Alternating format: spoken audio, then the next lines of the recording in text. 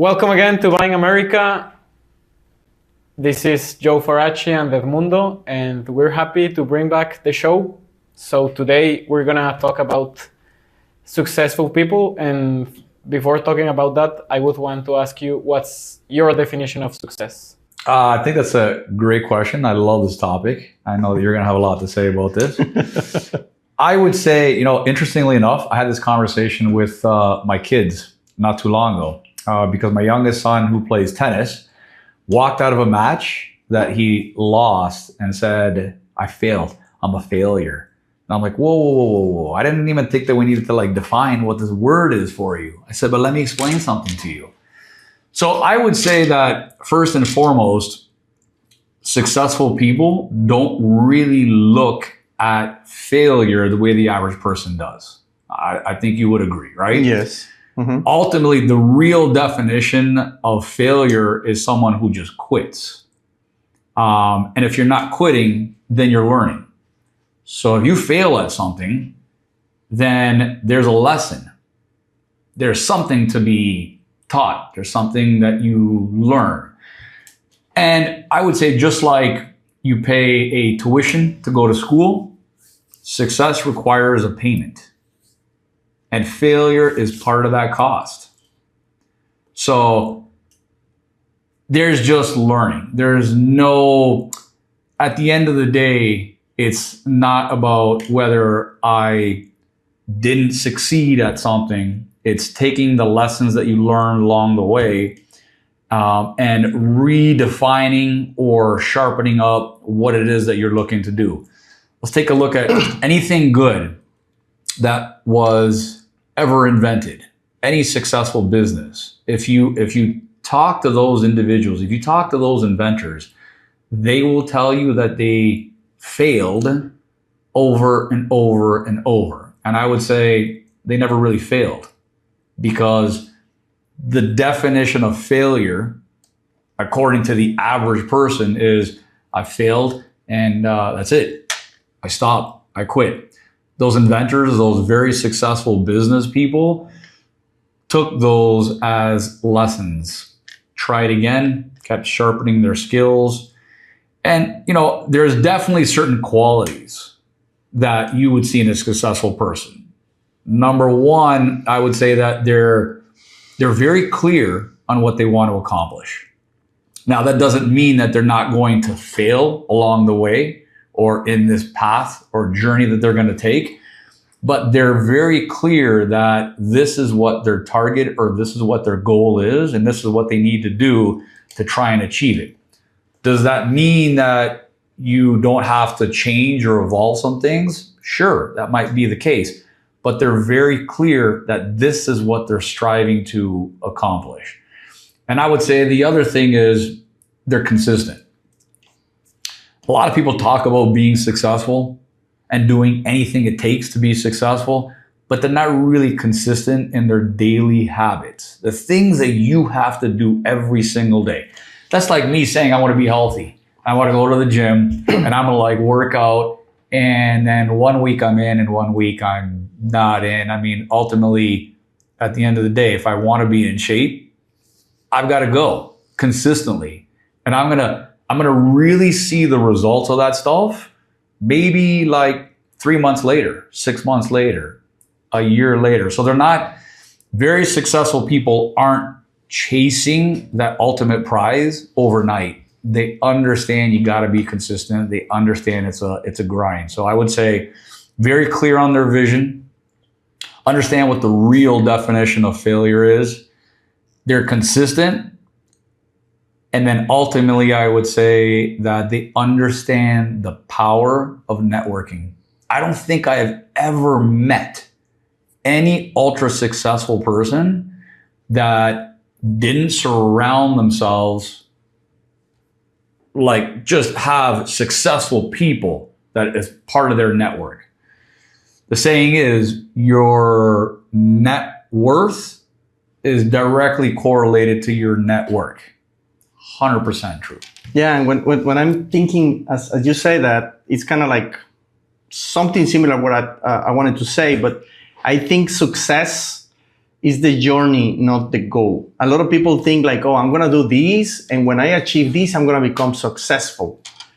I don't really think it's the ending point. It's the journey, the success. Because I think success is temporary. It's not permanent. So you can be successful today and you sit down and do nothing. Now you're going to become a failure because you stopped. So it's dynamic. I think it's a continuous way of looking for that success, which actually makes you successful. 100% agree. I always think like the other day I listened to a podcast and they said a business is like riding a bicycle. You cannot stop. You cannot go back. You fail. So you have to keep going in order to keep straight, right? Without failing. So I think success is the journey, not the goal. And the other thing, as you were saying, I was also thinking on one of the mistakes I made, and I'm very sure you did a little bit of that as well. But when I moved to the US, being Mexican, you compare pricing on a lot of things. So the one thing that I wanted to save was on advice, on mentoring. Because a CPA costs this amount in Mexico, it costs 10 times in the US. An attorney, the same thing. And this, the same thing. So you made a lot of mistakes. So I realized that I didn't save anything. I ended up wasting a lot of money. And the most important thing, time. So in order to be successful, I think, as you said, networking is very important, and having the right mentors, I think, is extremely important to save time, to save resources, and not to get tired of failing that fast. Because I think there's people that fails, and we always joke with soccer, right? We love soccer, Diego, but I always think that soccer is like a comparison or a metaphor of life and even of business. So I really believe that the players that you watch on TV are not the best ones, but are the ones that didn't quit. The most consistent ones. For sure. Discipline, consistency is very important. And I think to your point though, right, a lot of, this is really good for the youth, the young people of today, because they'll watch these players on TV and just see this unbelievable skill, right? And the athleticism, and think, man, I want to be like that. But what they don't understand is that the real grind, the real persistency happens behind the scenes. Yep. All of that. You're seeing 90 minutes on the soccer field, but to be able to perform in that 90 minutes is like endless amount of hours and hours and hours to hone those skills and to be able to play at the ultimate stage, right? And that's the thing that I would say a lot of people in business, they don't see. They don't understand what it takes behind the scenes. They'll take a look at successful companies or individuals and be like, man, they were just lucky. Yeah, nothing to do with luck. And that's something I would like to ask, because in the two definitions you guys talked about, well, you talked about traits of successful people, and then Edmundo gave this comparison where success is not a place, it's a journey. What's the right way that people can, let's say, measure? How can I measure if I'm not on the journey of success or if I am there? Because, okay, you mentioned consistency, you mentioned networking. Like, how do I measure that? Me as a young person, how can I know if I'm on the right path or the wrong path? Like, what advice would you give to that? Well, I would say that first and foremost, there's an endless amount of investing in yourself. So any successful person will tell you that they're constantly investing in themselves. What does that mean? They're investing in themselves. You hear a guy like Warren Buffett say, I wake up in the morning and I'm reading for hours on end. Well, you take a look at a guy like that and you're like, why does a billionaire continue to do that? That's the consistency part of it. So everyone's journey is different, and how long it takes to get to that destination varies from individual to individual. But what I can say is you know you're on the right path when you're consistently not only taking action, but when you're consistently investing in yourself and consistently educating yourself. You continue to do that, you're going to network with the right people. You've got to be part of like clubs. You have to be part of like a membership. You need to surround yourself with people that have done it. I think early on in my life, I was fortunate that I had that. It was more by sheer coincidence. I was surrounded by very successful people. So anytime I made an error, it was pretty easy for me to say, it's not a failure, because I knew, all right, here are the adjustments that I need to make, because I saw the people that were like next level and I took a look at that and I emulated their actions. So failure for me was never really that average definition that I'm telling you, which is like quitting. It was, okay, I did this and here's the lesson that I learned and how do I improve this or make it better? So I would say, the question that you ask really comes down to, you got to keep educating yourself. You got to keep investing in yourself. There is no one thing that you do that is going to lead you to the top of the mountain. So you would say that a person, because there is some economically successful people that now they think they know everything. You think someone like that is already failing? So here's the thing, right? I think that if they're saying that on a podcast, they're probably not saying it, but you can tell there's some people. There's no question that there's an arrogance that some people develop. Yeah. But I bet you deep down inside, if you speak to that person off camera, heart to heart, one-on-one, they'll tell you that there's still a lot for them to learn. They won't tell you that they know it all. They have figured that out. And you know that because if you take a look at those individuals, no matter what happens in the market or the economy, they're evolving. Well, if you think you know it all, you're not going to make the right moves and evolve. So it tells you that they understand you've got to continue to adapt. Otherwise, you're going to fall with the times. Look, I'll mention two companies that I'm sure you guys have heard of. In the United States, Sears and Walmart. Okay. Sears was a very successful company. Walmart came along, never reinvented the wheel. They pretty much emulated the Sears model. Now, Walmart continues to be a mega conglomerate, a mega power, right?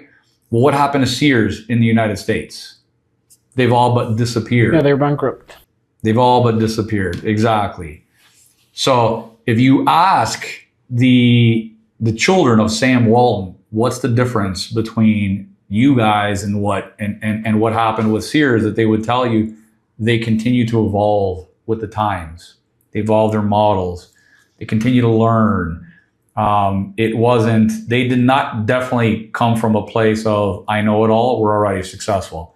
That's probably even more dangerous than not making it yet. Because once you're up there, your responsibilities are, 100 times bigger than when you have nothing. When you have nothing, you have nothing to lose. Yeah, it's funny. I was talking to a friend yesterday that he's a business consultant actually here in Mexico for many companies. And we were just discussing a few things. And one of that was that the business owner in Mexico, or I would say Latin America, very sure it happens the same way because we are all human beings.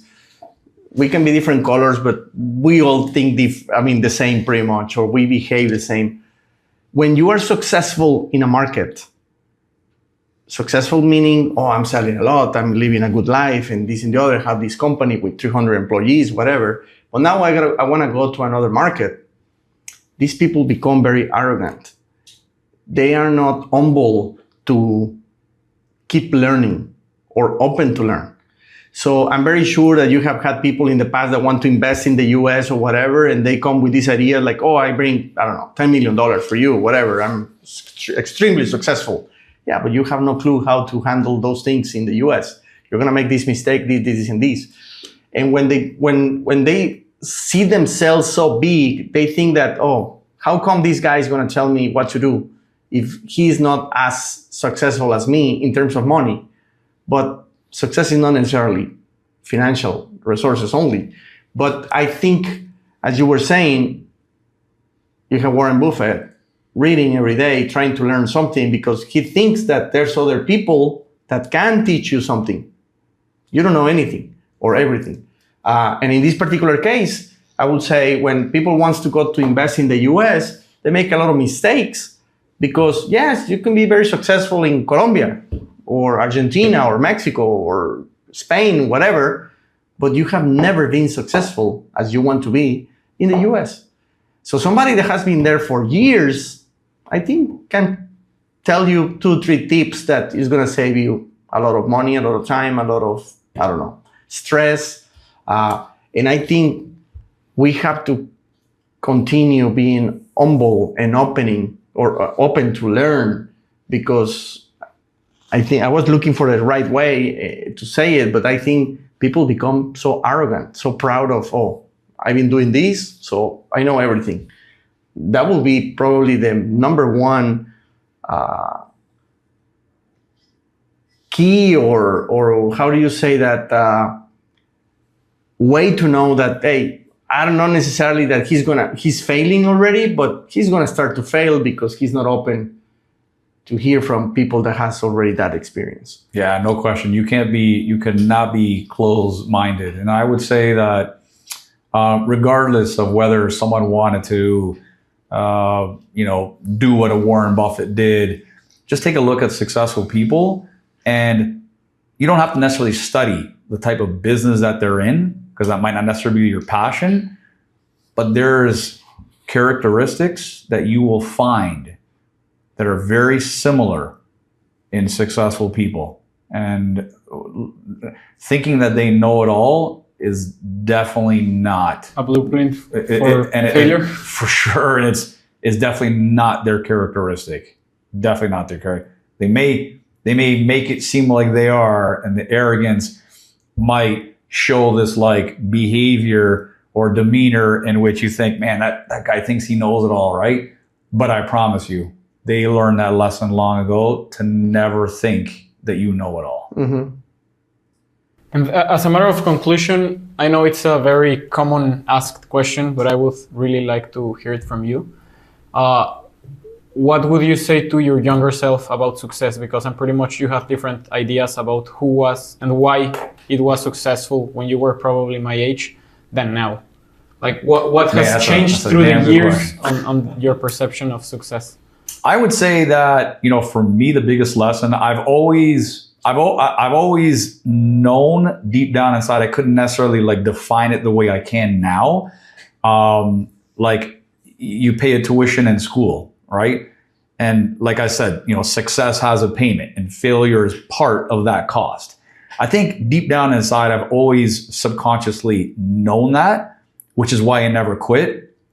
But I would say that probably the biggest mistake that I made, in which I could have been, maybe 10 times bigger than I am right now, is the power of networking, the power of aligning yourself with other people who have similar vision, who have similar like values, who have those characteristics of clarity, consistency, investing in themselves.